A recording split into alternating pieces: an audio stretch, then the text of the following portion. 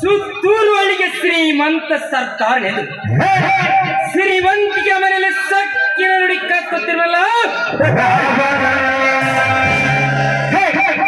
ಓ ಇವ ರಾಜನ ಅಂಗರಕ್ಷಕನಾಗಿ ಅವನ ಗುಟ್ಟಿನ ವ್ಯವಹಾರಗಳನ್ನೆಲ್ಲ ನನ್ನ ಕುತಂತ್ರ ತನ್ನ ಬುದ್ಧಿಯಿಂದ ಅರಿತುಕೊಂಡು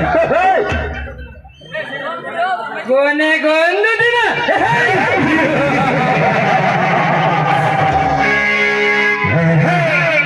ಅಂಗಭಕ್ಷಕನಾಗಿ ಅವನು ಕೂಡಿಟ್ಟ ಅಪಾರ ಸಂಪತ್ತನ್ನೆಲ್ಲ ಲಪಟಾಯಿಸಿ ಮಹಾದಂಡ ನಾಯಕಂತೆ ಮೆರೆದೆ.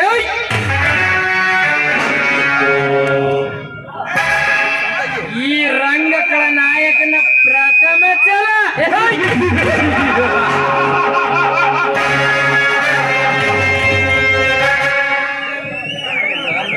ಲೇ ಯುವರಾಜ್, ನಿನ್ನ ಅರಮನೆಯ ಬಾನಂಗಳದಲ್ಲಿ ಹಕ್ಕಿಯಂತೆ